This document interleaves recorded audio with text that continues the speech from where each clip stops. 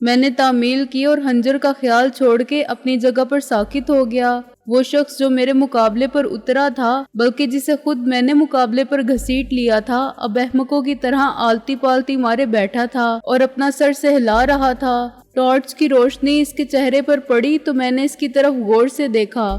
وہ میرے لیے اجنبی تھا اور کسی سانڈ کی طرح مضبوط جسم کا مالک تھا۔ اس کی جگہ کوئی اور ہوتا تو اتنے مقابلے کے بعد چت ہو جاتا، لیکن وہ سخت جان بھی تھا اور کچھ لڑنے بڑھنے کا ماہر بھی۔ کھڑکی میں سے دوسرا شخص آہستہ آہستہ باہر آیا۔ اس نے ٹارچ ایک ہاتھ کے گرفت میں رکھی اور ریوالور کو دائیں ہاتھ میں پکڑے ہوئے ایک ٹانگ نیچے لٹکائی۔ کون ہو تم، ٹارزن کی اولاد؟ وہ بولا۔ پھر ایک غیر متوقع اور کسی حد تک مضحکہ خیز بات ہوئی۔ استاد ٹیڈی تڑپ کر اٹھا اور اس نے اندر سے اترنے والے کو ٹانگ پکڑ کے پوری قوت سے گھسیٹ لیا۔ وہ بڑے عجیب طریقے سے باہر گرا۔ خود بخود اس کے ہاتھ سے ٹارچ چھوٹ گئی اور چند فٹ دور جا گری۔ اس کی روشنی دیوار پر ایک دائرے کی شکل میں پڑنے لگی۔ قسم مولا کی، میں نے کہا تھا نا کہ کوئی۔ استاد ٹیڈی کی آواز آئی۔ ابھی مجھے استاد ٹیڈی کی حاضر دماغی پھرتی اور اداکاری پر حیران ہونے کا موقع بھی نہیں ملا تھا کہ حریف اول نے ایک دم پیچھے سے آ کے اس کے سر پر وہی ٹارچ دے ماری جو اس کے قریب گری تھی۔ استاد ٹیڈی نے جملہ نامکمل چھوڑ کے حلق سے پھر وہی اوق کی آواز نکالی اور اس بار سچ مچ انٹا غفیل ہو گیا۔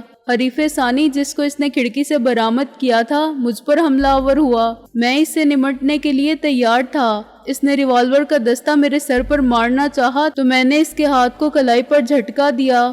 ریوالور تو اس کے ہاتھ سے نکل گیا، مگر اس نے بڑی پھرتی سے میرے کان کے قریب بائیں ہتھیلی سے وار کیا۔ جس طرح اسے امید نہ تھی کہ میں جوڈو کراٹے کے فن سے واقف ہوں، اسی طرح میں بھی سمجھ رہا تھا کہ وہ لڑائی مار کٹائی کے مروجہ دیسی طریقوں سے کام لے گا، لیکن وہ بھی اس معاملے میں مجھ سے کم نہ تھا۔ اچانک وہ پورا منظر میری نظروں کے سامنے گردش کرنے لگا، دھندلا ہوا اور پھر غائب ہو گیا۔ میرا خیال ہے نیچے گرنے سے پہلے ہی میں ہوش و حواس سے بیگانہ ہو چکا تھا۔ ہوش آنے کے بعد میں نے گرد و پیش پر نگاہ ڈالی تو ماحول کچھ جانا پہچانا محسوس ہوا۔ رفتہ رفتہ دھند چھٹنے لگی اور میں نے انکل رضوی کے بیڈ روم کو پہچان لیا۔ میں اپنے ہی گھر میں رضوی صاحب کے بیڈ پر لیٹا ہوا تھا۔ گردن گھما کے دیکھنے پر مجھے اپنے ساتھ ہی استاد ٹیڈی لیٹا ہوا نظر آیا۔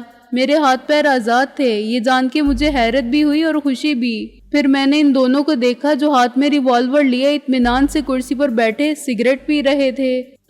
تم لوگ کیا چاہتے ہو؟ میں نے اٹھتے ہوئے کہا۔ کون ہو تم لوگ؟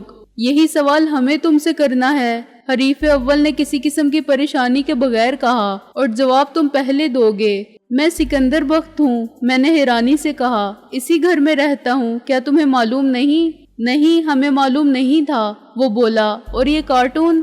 اس نے استاد ٹیڈی کی طرف اشارہ کیا۔ یہ میرا دوست ہے، مجھ سے ملنے آیا تھا، میں نے احتجاجی لہجے میں کہا۔ تو یہ چوکیدار بننے کی ایکٹنگ کیوں کر رہا تھا؟ وہ بولا۔ کیا تمہارے دوست اسی طرح آتے ہیں ملاقات کرنے اور ایسے ہی جوکر ہیں سب؟ اس کے انداز میں بڑا اہانت آمیز تمسخر تھا۔ یہ سب پوچھنے والے تم کون ہوتے ہو؟ میں نے متانت سے کہا۔ اور تم یہاں کیا کر رہے تھے؟ کیا تمہیں معلوم ہے کہ یہ کس کا گھر ہے؟ ان دونوں نے ایک دوسرے کی طرف دیکھا، مسکرائے اور ریوالور جیب میں رکھ لیے۔ ہاں، اور ہمیں بھی انہوں نے ہی بھیجا تھا، دوسرے نے پہلی بار لب کھولے۔ ضامن رضوی صاحب نے۔ میں نے احمقوں کی طرح ان دونوں کو دیکھا۔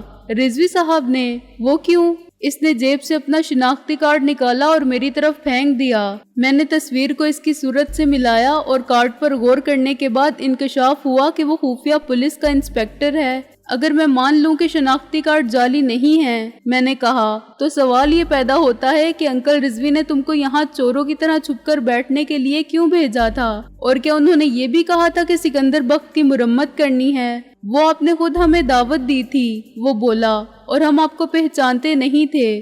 رضوی صاحب آج دن بھر آپ کو فون کرتے رہے مگر آپ نہیں ملے۔ رات 11 بجے انہوں نے ہم سے رابطہ قائم کیا، وہ آپ کی طرف سے متفکر تھے۔ انہوں نے کہا کہ خاموشی سے جاؤ اور دیکھو سکندر بخت گھر میں ہے یا نہیں۔ یہاں آنے کے بعد ہم نے آپ کو سارے گھر میں تلاش کر کے دیکھ لیا اور رضوی صاحب کو فون پر بتا دیا کہ گھر پر تو سب خیریت ہے۔ دراصل انہوں نے کہا تھا کہ گھر میں کوئی غیر معمولی بات محسوس ہو تو ان کا مطلب ہوگا کہ میری لاش پڑی ملے یا توڑ پھوڑ، مار پیٹ یا خون خرابے کے آثار ملیں۔ میں نے کہا، جی ان کا مطلب ہم نے اچھی طرح سمجھ لیا تھا۔ وہ بولا، ہم جانے ہی والے تھے کہ ہمیں ایک شخص باہر بڑے مشکوک انداز میں داخل ہو کے چھپتا نظر آیا۔ پھر ہمیں رکنا پڑا۔ ہم نے سوچا ممکن ہے اس کے دوسرے ساتھی بھی آئیں، اس کی نقل و حرکت پر تو ہمیں نگاہ رکھنی ہی تھی۔ ہم اندر کمرے میں اندھیرا کیے بیٹھے تھے اور شیشے میں سے جھانک رہے تھے۔ باہر نسبتاً زیادہ روشنی تھی۔ وہ شخص جھاڑیوں کے پیچھے چھپا رہا، پھر اس کا ایک ساتھی دروازے تک آ کے لوٹ گیا۔ دوبارہ ہم نے اسے دیوار کے کونے سے اندر کودتے دیکھا۔ وہ شخص جھاڑیوں کے پیچھے سرکتا ہوا اس کے پاس گیا اور کچھ دیر وہ دونوں نہ جانے کیا باتیں کرتے رہے، پھر وہ باہر نکل گیا۔ وہ شخص، میں نے اسی متانت سے استاد ٹیڈی کی طرف اشارہ کر کے کہا، یہ ہے، اور دیوار پر سے کودنے والا میں خود تھا۔ استاد ٹیڈی کی مونچھیں تھر تھرانے لگی تھی اور حلق سے کچھ کراہنے کی آواز بھی بلند ہو رہی تھی۔ یہ سب غلط فہمی کے باعث ہوا، میں نے کہا۔ ہمیں معلوم ہو گیا تھا کہ اندر کوئی ہے۔ ہم باہر چھپ کر انتظار کرتے رہے۔ پھر میں نے ہی استاد ٹیڈی، میرا مطلب ہے اپنے اس دوست کو چوکیدار بنا کے بھیجا تھا۔ رضوی صاحب نے کہا تھا کہ آپ ڈرامے کرتے رہتے ہیں۔ دوسرا بولا، مگر یہ تو کوئی ڈرامہ نہیں تھا کہ آپ نے اٹھا کے مجھے باہر پھینک دیا۔ خواہ میں یا آپ لنگڑے لولے ہو جاتے پھر، یا ایس آئی صاحب گولی مار دیتے۔ ایس آئی نے اپنے ماتحت کو گھورا۔ میرا خیال تھا کہ تم مقابلہ کر سکتے تھے۔ اتنی جان صرف حرام کھانے کے لیے بنائی ہے۔ اچھا اب آپ لوگ بیٹھیں، میں نے اٹھتے ہوئے کہا۔ خوشی کی بات یہ ہے کہ کسی کا نقصان نہیں ہوا۔ میں چائے بنا کے لاتا ہوں۔ میرا یار ہوش میں آنے لگا ہے، اسے بھی سمجھا دینا کہ سب خیریت ہے۔ لیکن وہ دونوں میرے ساتھ ہی اٹھ کھڑے ہوئے۔ آپ چائے پئیں، ہم چلتے ہیں، پہلے نے جمائی لے کر کہا۔ خواہ رات بھر کی بیگار میں پکڑے گئے تھے، اب گھر جا کے سوتے ہیں۔ آپ رضوی صاحب سے بات کر لیں، لیکن یہ سب نہ کہیں تو بڑی مہربانی۔ حوالدار نے سر پر ہاتھ پھیر کر کہا، جو بھی ہوا غلط فہمی کے باعث ہوا۔ میں ہنسا۔ فکر مت کرو، ایسی چھوٹی چھوٹی باتیں ہوتی رہتی ہیں، ان سے تو ہم بڑی بڑی باتیں نہیں کہتے۔ جب میں چائے بنا کے لوٹا تو استاد ٹیڈی کے ہوش و حواس میں سے ہوش بحال ہو چکے تھے۔ میں نے اسے چائے پلانے کے بعد ساری رام کہانی سنائی تو مجھے بے اختیار ہنسی آئی، خصوصاً اس منظر کا ذکر کرتے جب ٹیڈی سر پر تھالی بجتے ہی بیک گراؤنڈ میوزک کے ساتھ لیٹ گیا تھا۔ اداکاری خوب کی تھی تم نے استاد، میں نے کہا۔ ایسا غچہ دیا تھا گدھوں کو، وہ ہفت سے بولا۔ اچھا ہوا دشمن نہیں تھے، ورنہ کشتوں کے پشتے لگ جاتے۔ میں اس کی حوصلہ شکنی نہیں چاہتا تھا، لیکن چائے پیتے پیتے مجھے وہ منظر یاد آیا جب وہ خنجر کو تیغے آبدار کی طرح لہراتا آ رہا تھا تو مجھے پھر ہنسی آئی۔ غلط فہمی نے بھی کیا تماشا دکھا دیا۔ میں نے اسے مزید ہفت سے بچانے کے لیے کہا۔ میں نے اسے اس رات کے دوران میں پیش آنے والے واقعات کے متعلق کچھ بھی نہیں بتایا تھا اور ابھی تک اسی تذبذب کا شکار تھا کہ جو بات ابھی تک میرے اور شیخ کے سوا کسی کو معلوم نہیں، کیا وہ ٹیڈی کو بتانے سے مجھے کوئی فائدہ ہو سکتا ہے؟ مجھے اسلام آباد جا کے یہ سب کچھ رابعہ کو اور محسن کو تو بتانا ہی تھا۔ استاد ٹیڈی کام کا آدمی تھا، اس نے ایک ہنگامی صورتحال میں میری مدد کی تھی اور ایسے گواہ فراہم کر دیے تھے جو ثابت کر سکتے تھے کہ عبدل اور شیدے کے قتل کی واردات کے وقت میں ان کے ساتھ تھا۔ یہ ضرورت مجھے پھر پیش آ سکتی تھی۔ گزشتہ رات کا بندوبست تو عبدالودود منظر نے کر دیا تھا، اس کا یہی احسان بہت تھا۔ آج کی رات میں کہاں رہا اور کیا کرتا رہا، اس کے گواہ بھی ہونے چاہیے۔ ظاہر ہے سچ بولنے کی گنجائش نہ میرے لیے رہی تھی نہ شیخ کے لیے۔ جھوٹ کا مقابلہ جھوٹ سے ہی کیا جا سکتا تھا۔ کون جانے کل میرے لیے یہ ثبوت فراہم کرنا مسئلہ بن جائے کہ میں رات بھر کہاں تھا اور کس وقت کیا کر رہا تھا۔ خود انکل رضوی مجھ سے پوچھ سکتے تھے کہ برخوردار گھر سے کہاں غائب تھے۔ کیا سوچ رہے ہو استاد سکندر اعظم؟ ٹیڈی نے کہا۔ میں سوچ رہا تھا کہ انکل نے بار بار مجھے فون کیوں کیا تھا۔ میں نے اصل بات چھپاتے ہوئے کہا، مجھے اسلام آباد فون کر کے معلوم کر لینا چاہیے، خدا کرے وہاں خیریت ہو۔ میرا بھی سلام دینا شہلا باجی کو، وہ بولا، اور محسن بھائی کو۔ میں ٹیلی فون کرنے کی غرض سے ہی دوسرے کمرے میں گیا تھا، لیکن ریسیور اٹھانے کے بعد مجھے اندازہ ہوا کہ لائن تو ڈیڈ ہے۔ میں نے پورے محکمے پر لعنت بھیجی اور ٹیلی فون کے پروگرام کو صبح پر ملتوی کر کے لوٹ آیا۔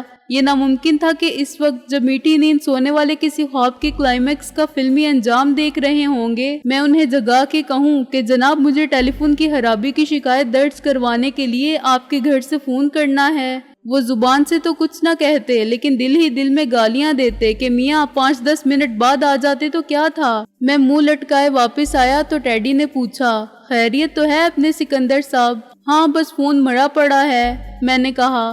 اب صبح ہونے والی ہے، بلکہ ہو گئی ہے۔ میں تم سے کچھ کہنا چاہتا تھا۔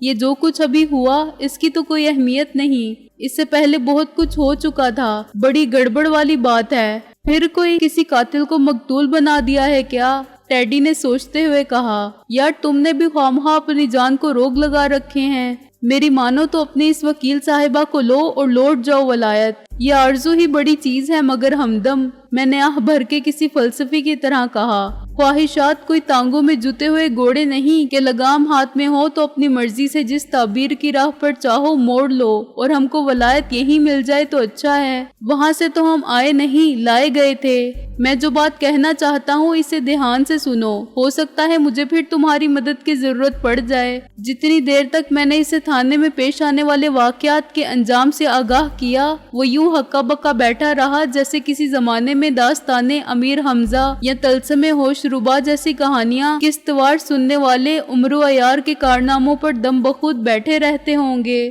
حقیقت سے ٹیڈی کو روشناس کروا دینے کا فیصلہ کر لینے کے بعد میں نے اس سے کچھ نہیں چھپایا۔ قسم مولا کی، وہ میری بات ختم ہونے کے بعد بولا۔ ایسے خوفناک سنسنی خیز واقعات تو اپن نے کسی انگریزی فلم میں بھی نہیں دیکھے۔ کون تھا وہ جو پیڈرو کے میک اپ میں تھا؟ جیسا کہ میں نے خود بتایا، زرداد، میں نے کہا۔ لیکن اب بھی اس سے کوئی فرق نہیں پڑتا کہ اس کا نام کیا تھا اور وہ کیا کرتا تھا، مونگ پھلی بیچتا تھا یا کلفی۔ وہ تو اب ایک لاوارث لاش ہے جس پر صرف ایک حوالہ نمبر پڑا ہوا ہے۔ اگر تم کر سکتے ہو تو ایک کام کرو، بلکہ 2 کام کرو۔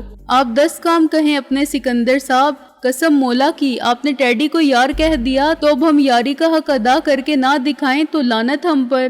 وہ سینے پر ہاتھ رکھ کے بولا۔ پہلا کام تو یہ ہے کہ تم استاد پیڈرو کا پتہ لگاؤ، وہ کہاں ملتا ہے اور واردات کی شب کہاں تھا۔ یقینی بات یہ ہے کہ جب کسی اور کو پیڈرو بنا کے بھیجا گیا تھا تو یہ انتظام بھی کیا ہوگا کہ اصل پیڈرو رات بھر کسی اور جگہ موجود رہے جہاں درجن بھر افراد اس کی ہمہ وقت موجودگی کے گواہ ہوں۔ دوسرا کام تم پہلے بھی کر چکے ہو، 2-4 ایسے قابل اعتماد گواہ پیدا کر لو جو کہہ سکیں کہ رات بھر میں ان کے ساتھ تھا۔ لو جی، کیا موقع کی بات کی ہے آپ نے؟ وہ ہاتھ ملا کے بولا۔ آج اپنے یار رحیم و پہلوان تانگے والے کے گھر میں کچھ رونق میلہ تھا، اس کی بیٹی کی شادی ہے کل۔ اس نے کچھ فنکشن وغیرہ کا انتظام کیا تھا اور سب یار دوستوں کو بلایا تھا، بس تم بھی وہیں تھے۔ رات بھر کا پروگرام تھا، صبح تک تم شریک رہے، خود رحیمو بتا دے گا۔ واہ استاد، تم واقعی یاروں کے یار ہو اور استادوں کے استاد، میں نے کہا۔ ٹیڈی کا چہرہ خوشی سے دمکنے لگا۔ وہ ایک چھوٹا سا بدماش تھا لیکن اس کا دل بہت بڑا تھا۔ وہ ہر وقت ہر شخص کی مدد کرنے کے لیے تیار رہتا تھا اور ہر کسی کے دکھ میں شریک ہو جانا اس کا شعار تھا۔ یہی وجہ تھی کہ اس کا حلقہ احباب وسیع تھا اور وہ سب جن کے لیے اس نے کبھی کچھ کیا تھا ضرورت پڑنے پر ٹیڈی کے لیے سب کچھ کرنے کو تیار ہو جاتے تھے۔ اس کو احساس تھا تو یہ کہ معاشرے میں اس کی عزت نہیں اور شرفا اس سے یوں پرہیز کرتے ہیں جیسے کسی کوڑی سے، لیکن ہم نے اسے وہ مقام دیا جس کا وہ آرزومند تھا۔ اب وہ اعلیٰ تعلیم یافتہ، دولت مند اور معزز افراد کا دوست ہی نہیں، جذبات کے رشتوں سے ہمارے مختصر سے خاندان کا ایک فرد بن چکا تھا اور بڑے اعتماد کے ساتھ کہہ سکتا تھا کہ وہ سکندر بخت کا دوست ہے جو ایک فیکٹری کا مالک ہے اور 4 سال ولایت میں رہ چکا ہے، اور محسن کا دوست ہے جو اسلام آباد کے ایک ڈپٹی سیکریٹری کا لڑکا ہے۔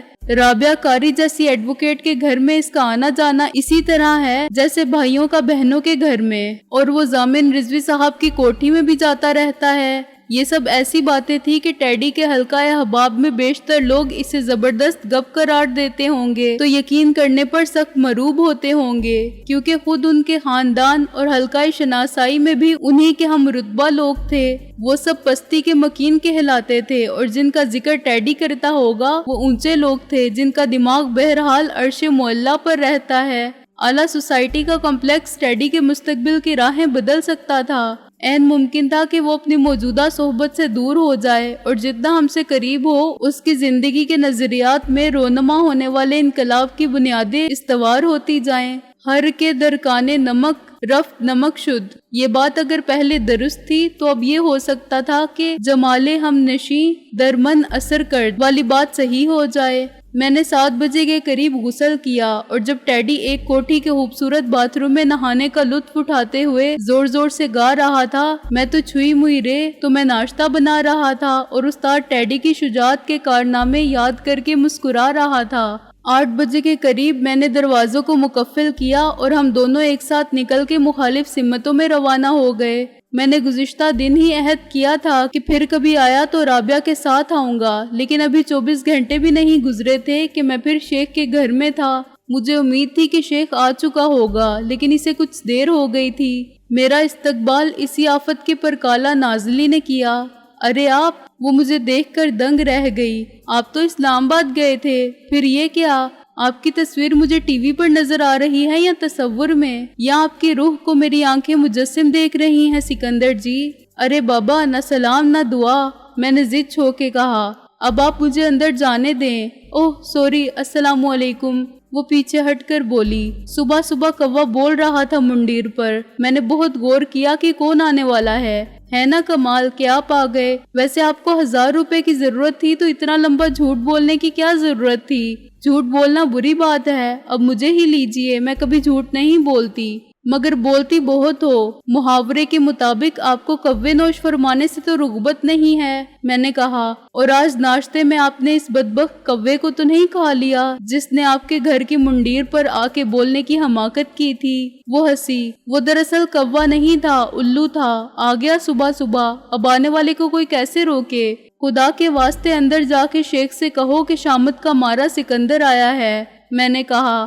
شیخ صاحب کے تشریف لاتے ہی یہ بات میں ان سے کہہ دوں گی، وہ بولی۔ فی الحال آپ تشریف رکھیں۔ اچھا اپنے ڈیڈی سے یا امی سے کہہ دو، میں نے کہا۔ ان سے تو ابھی ملاقات ہو جائے گی سکندر جی، وہ چٹکی بجا کے بولی۔ میں ناشتہ لگانے ہی والی تھی میز پر، میں ناشتہ کر کے آیا ہوں، میں نے ہاتھ جوڑ کے کہا۔ مجھے معاف کر دو، میرا پیٹ بھرا ہوا ہے۔ معاف کرنا کیسا جی، میں جا کے بتا دیتی ہوں امی کو کہ سکندر صاحب آئے ہیں بغیر ناشتہ کیے، وہ ہنسی۔ صبح صبح کوئی بھوکا آ جائے دروازے پر تو اسے پیٹ بھر کھلانے کا بڑا ثواب ہے۔ ظاہر ہے تم اتنے بدہوا بھی نہیں ہو ہمارے کہ ہمیں ثواب سے محروم رکھو، اور اتنے بد اخلاق بھی نہیں کہ امی ڈیڈی کے ڈانٹنے پر بھی کچھ نہ کھاؤ۔ زیادہ سے زیادہ بدہضمی ہی ہوگی نا، باہر جا کے چورن کھا لینا۔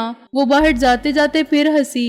یا میرے خدا، اس کی شادی کسی بہرے سے ہو جائے تو اچھا ہے، ورنہ وہ پاگل ہو جائے گا۔ ناشتے کی میز پر اس کا جبر جاری رہا۔ اس نے 2 بار بے خبری میں حملہ کیا اور میری پلیٹ کو ایک بار دلیے سے اور دوسری بار حلوے سے بھر دیا، پھر اس نے یہی زبردستی چائے کے معاملے میں کی۔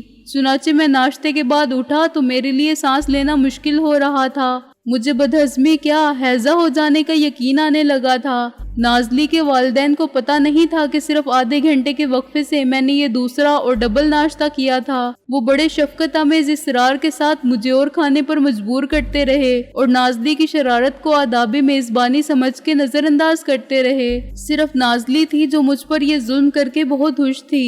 شیخ 8:30 بجے آیا اور اس نے اخلاقاً معذرت کی۔ ہم پولیس والوں کی تو نوکری ہی ایسی ہے یار، نہ آنے کا وقت نہ جانے کا۔ کوئی بات نہیں بھائی جان، انہوں نے ناشتہ کر لیا ہے، گھر سے ایسے ہی آ گئے تھے، نازلی نے کہا۔ گڈ، شیخ نے چٹکی بجا کے کہا۔ بس اب مجھے آدھا گھنٹہ اور دے دو، میں آیا نہا کے اور ناشتہ کر کے۔